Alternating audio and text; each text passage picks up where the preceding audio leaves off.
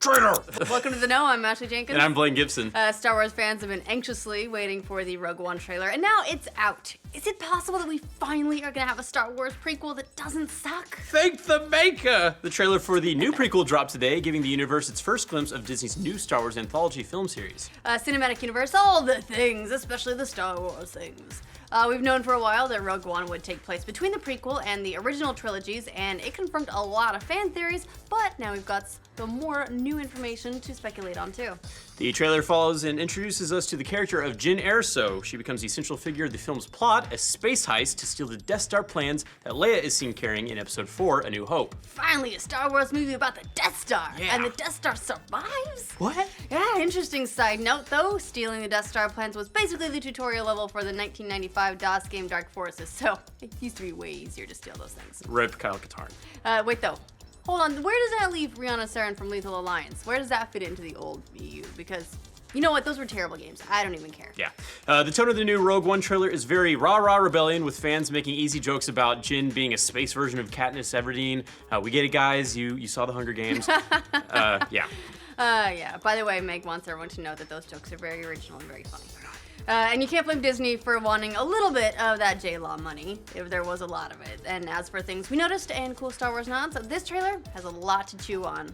It opens up with Jyn entering the same rebel base on Yavin 4 that we last saw in A New Hope, which happens almost literally right after Rogue One. So there she meets the rebel leader Mon Mothma, whose appearance was cut from Episode 3, but it's actually the same actress. That's pretty sweet. I like that. That's radical. That's nice. More Star Wars fan service appears in the form of a character who might be a Grand Moff Tarkin, although maybe a bit of extra finery he hasn't been wearing on Episode 4. He's also an admiral here, judging by the insignia on his uniform, but with everything they did with the EU and all that, he might actually just be ISB. Yeah. They had the white uniform. This guy seems a little too fancy to be Tarkin. The Tarkin, like in the books, actually mentions that he likes wearing, the classic Imperial attire that, it's just like one in the nameless, guys that's in the Empire. So this is probably some new Imperial badass, like she said, probably somebody from ISB. But yeah, why would they introduce a new character that we don't already know about? It's totally up for grabs. Maybe expanding the scope a little bit or changing it around. Yeah, I don't think it's Tarkin. We're introduced to a number of unnamed characters after that, including Diego Luna's character, who's Jyn's partner in the movie. Many are speculating that Luna could be playing Rebel Alliance pilot Biggs Darklighter, but I don't know, this guy seems maybe more like a commando than a pilot. Yeah, this guy's definitely like more of a commando type. Biggs, being like an X-Wing fighter. However, he could be Kes Dameron, so it could be Poe Dameron's dad from Episode 7. There's a physical resemblance. Yeah, a little bit. I mean, if you want to look for those things. Yeah, so there are multiple connections like that in this movie, which is why they're playing so many characters' names close to the vest. Yeah, the next big point of fan speculation comes from a scene which appears to show a dark villain walking into a mysterious chamber. Ooh. The popular theory is that this might be the rumored appearance of Darth Vader, but we're not really buying it. No. We'd guess he'll probably appear in the movies at some point, sure, but this seems more like a move that they'd make you think it's Darth Vader, but the head shape, it's all wrong. The guy's wearing a cloak. Vader doesn't wear a cloak. One's got a hood. This is very important. Interestingly enough, the figure does appear to be approaching what may look like some sort of Bacta tank, which could be the Emperor. I mean, there's royal guards there, so, it seems like that could be the case. Well, there's only so many times you're gonna, kneel down. You don't kneel for a lot of people if there's Imperial guards around. There's gotta be something really important in that tank. I agree. As for Darth Vader, we're not the only ones who do expect him to show up at some point when you consider that Episode 4 opens with him pursuing the stolen plans, and even the crawl talks about the rebels having just obtained them. It wouldn't be out of the question for him to show up right at the end of Rogue One and start causing some major havoc for our heroes. Seeing a powerful Vader against these very ordinary humans would be so fucking cool.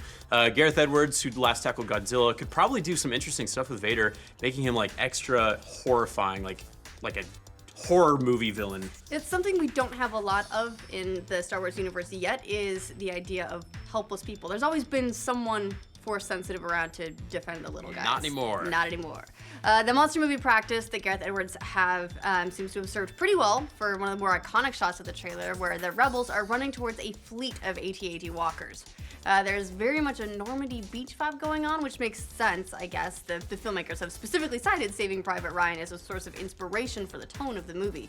Oh, it's gonna be dark. Yeah, and really that is one of the main ideas behind the film, that they're seeing the Empire at the height of its power against a few lowly little rebels. So there's probably not a big chance that we'll see any of a few heroic Jedis that are lingering around the galaxy at this point. So Ahsoka, Yoda, Obi-Wan, they're probably not gonna be seen. No, this isn't really their story. No.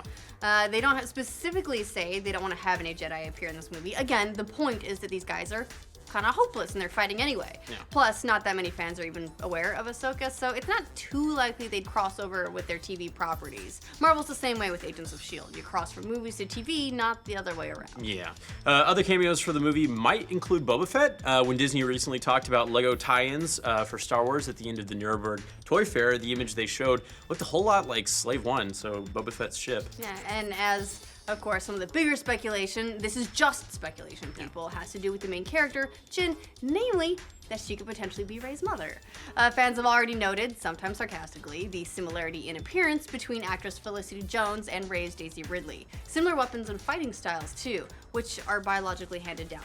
Yeah. Apparently. So, I mean, the timeline for that isn't totally impossible. We don't know that Rey's mother, or we don't know who her mother and dad are. So, it's probably not Luke Skywalker, even though that's what everybody's saying. But Luke is 19 at this point. So, yeah, not impossible, but not likely, as we really don't expect anybody from the main cast to survive the mission. And Luke's going to be pretty busy for the next few years. Who knows? Hey, maybe she survives, finds someplace to hang out for a while, stumbles across Luke's Jedi temple. You can't limit love. Yeah. They can hold each other like they did on Naboo. And then abandon their kids on desert planets. Yes. There's tons of other speculation we can engage in about some of the other characters. We haven't mentioned Donnie Yen and Forrest Whitaker, who are both totally in this movie. And totally in this trailer. Yeah. We don't know much about their characters yet, but Yen is a badass space samurai, because of course he is. And Whitaker could be some kind of bounty hunter Lazy sent after eye. Jyn, Ugh. maybe due to all the crimes she's committed against the Empire that they list at the beginning of the teaser. Yeah. He's definitely wearing heavier armor than you usually see in Star Wars, and we're pretty clear on why the Empire would want Jyn eliminated. Yeah. There are more hints to be considered. Gonk droids, My shadow favorite kind troopers. of droids. Gonk. Shadow troopers, crashed X-Wings, palm tree planets. We could seriously go all day here, but I don't know. What did you think of the Rogue One trailer? What'd Let you us notice? know. Tell us in the comments. Any hints we missed? And for more future speculation about all things Star Wars and beyond, like this video and subscribe to the now. Traitor! You hurt your arm? You alright? Yeah, I'm good.